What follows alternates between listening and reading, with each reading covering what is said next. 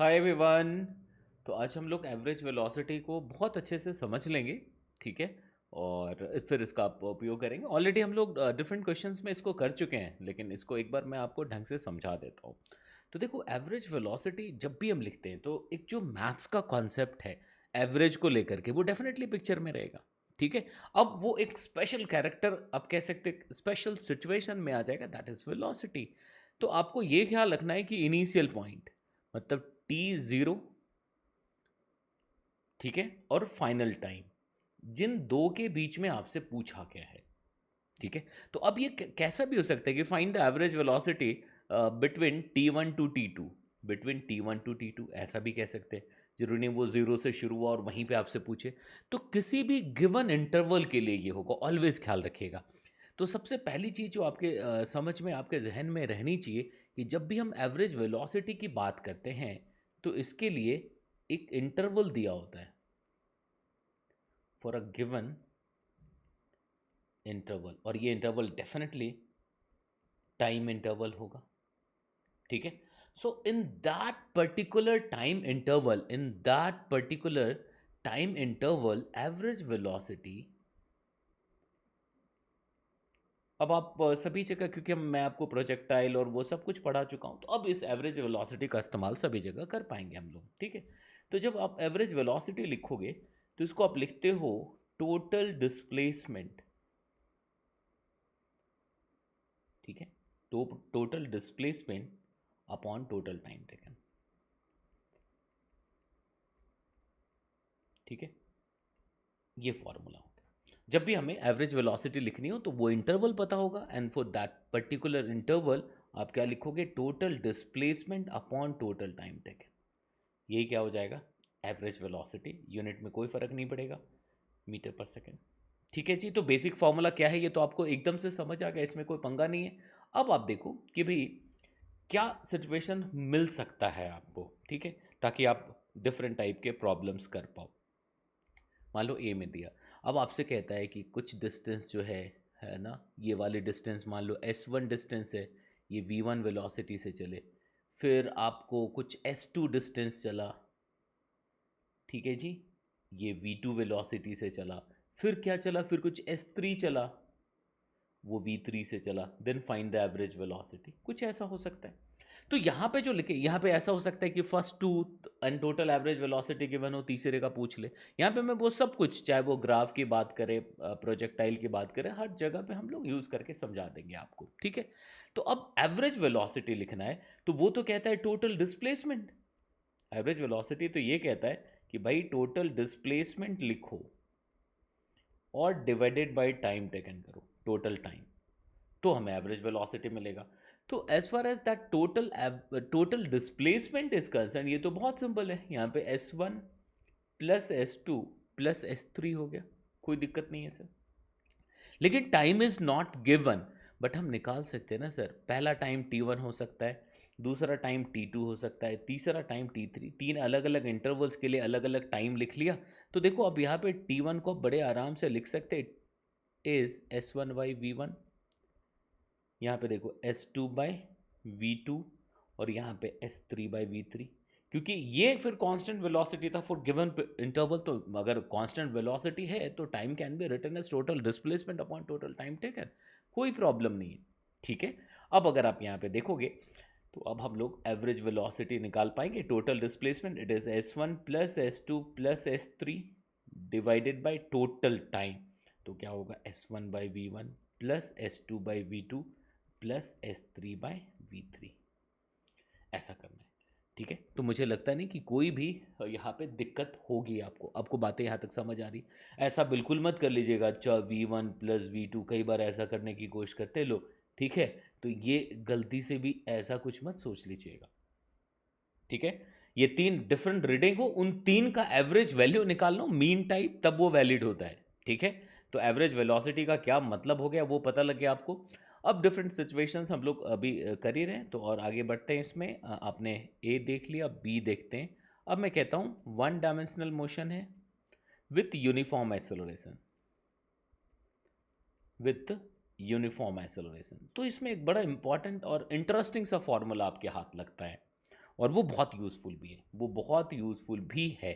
तो इसमें अगर मान लो कि भाई t0 पे इसकी वेलोसिटी u गिवन है और एट टाइम t, मतलब अब हमें एवरेज वेलोसिटी चाहिए, फाइंड द एवरेज वेलोसिटी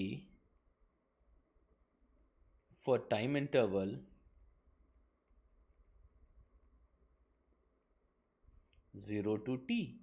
तो अगर टाइम इंटरवल 0 to t के लिए एवरेज वेलोसिटी चाहिए तो क्या करेंगे, हमारे पास क्या क्या इन्फॉर्मेशन गिवन है, इनिशियल वेलोसिटी गिवन है और एक्सेलरेशन गिवन है। तो भाई साहब क्या हम इसको ऐसा लिख सकते हैं, that is simply s by T, और s को हम U T plus half A T square लिख दे तो कोई प्रॉब्लम नहीं होनी चाहिए सर, ठीक है, अपॉन टाइम टेकन टी, यही होना चाहिए। अब इसको थोड़ा सिंप्लीफाई करते हैं तो देखते हैं किसी स्टैंडर्ड उस पर पहुंच पाते हैं कि नहीं पहुंच पाते हैं। तो अब देखो टी टी कैंसिल हो गया, तो अब यहाँ पे क्या बचा, अब देखो 2u plus A T upon 2। अब यहाँ पे मैं इसको u प्लस ए टी कर लूँ तो चलेगा क्या। अब देखो बड़ा ही मज़ेदार शानदार एक रिजल्ट निकल के आया, क्योंकि अगर ये one dimensional motion with constant acceleration है तो u plus A T can be written as v। तो अगर हमारे पास ये स्पेशल केस रहता है देन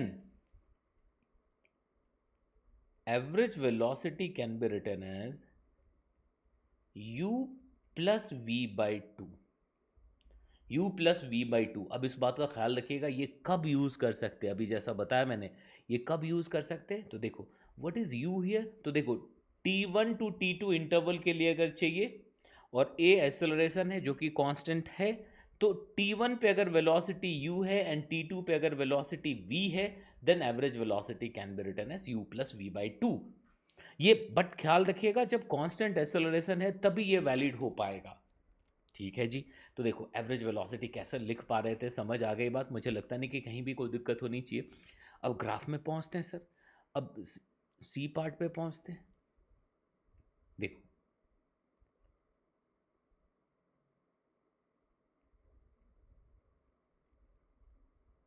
यूं अगर ग्राफ में पहुंचे तो कैसे भी मान लो पाथ बना हुआ है कि भी ये, ठीक है। अब ये पोजीशन की बात कर रहा है और ये टाइम की बात कर रहा है। तो किसी भी पॉइंट पे इंस्टैंटेनियस वेलोसिटी की बात करें तो स्लोप ऑफ द टेंजेंट, ये सब कुछ मैं बता चुका हूं आपको। स्लोप ऑफ द टेंजेंट खींचना होता है, जैसे पी पॉइंट पे हमें इंस्टैंटेनियस वेलोसिटी चाहिए तो हमें क्या करना होता है, ऐसा खींच लेना होता है। तो हम यहाँ पे ये लिखते हैं कि अच्छा ये थीटा अगर हो गया तो हम v एट p को हम टेन थीटा लिख देते हैं।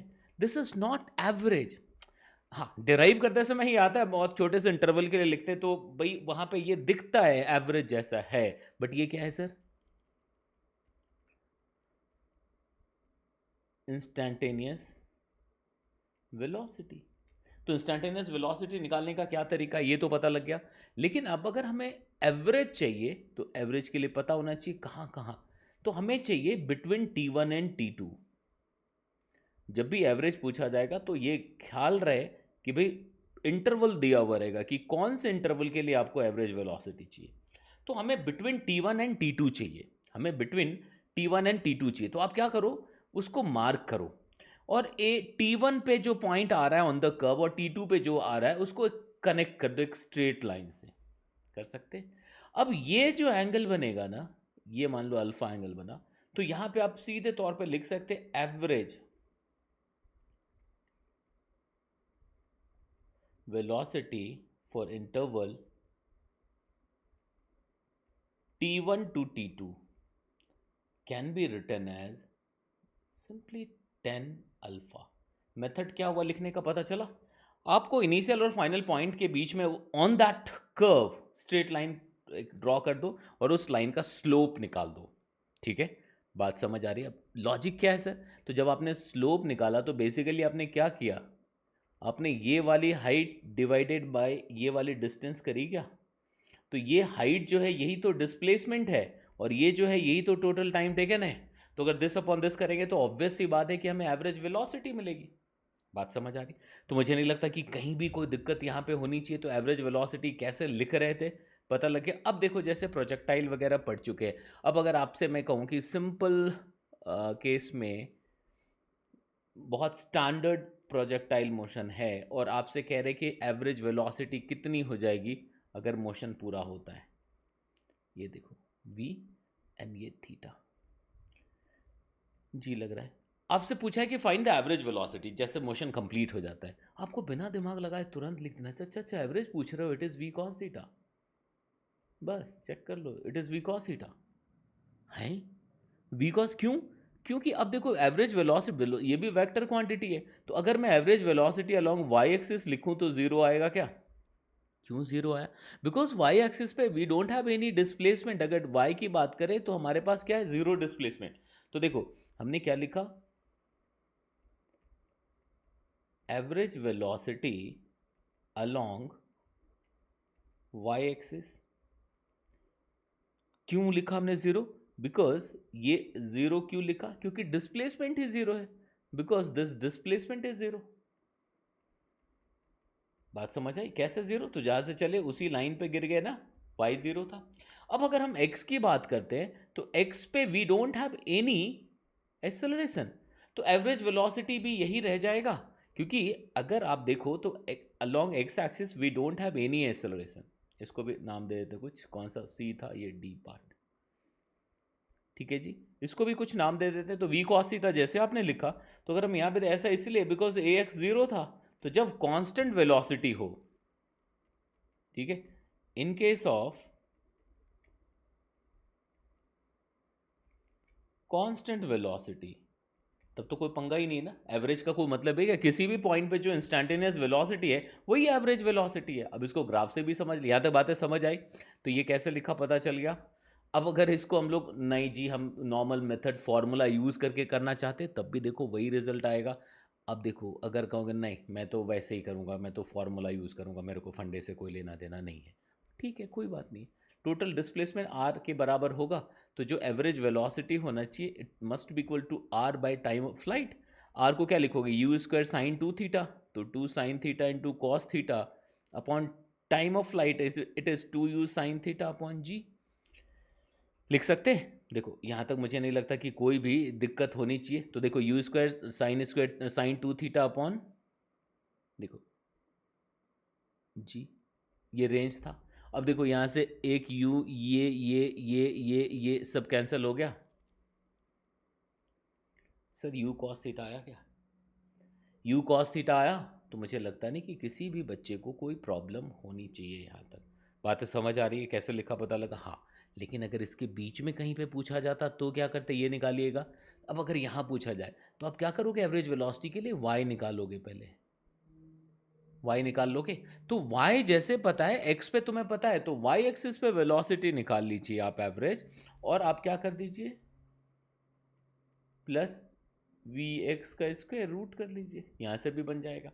अब चाहे तो x और y निकाल के ये वाली डिस्टेंस निकाल लीजिए, उसको डिवाइड कर दीजिए टाइम से, वो से वहाँ से भी आ जाएगा। ठीक है जी। तो किस तरह से एवरेज वेलोसिटी हम लिख पा रहे हैं यहाँ पता लग गया, कोई दिक्कत होनी नहीं चाहिए। तो जहाँ पे भी एवरेज वेलोसिटी का मुद्दा आता है तो आप इस तरह से लिखेंगे।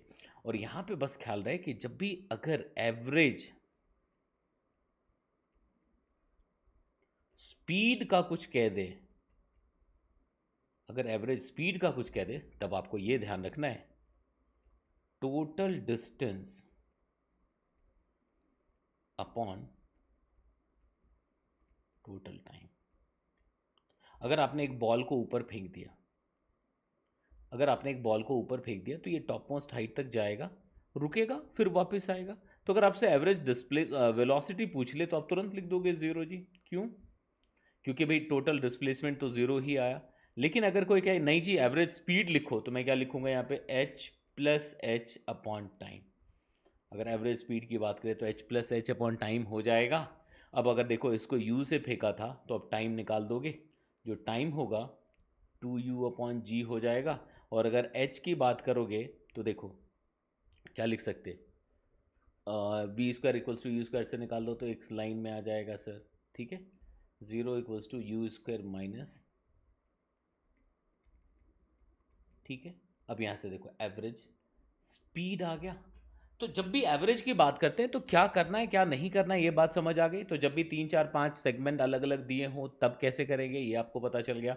ठीक है, तो ये आप एक बार ज़रूर ध्यान में रखिएगा। ठीक है जी। तो चलिए फिर आपसे मुलाकात होती है ना? तो चलिए।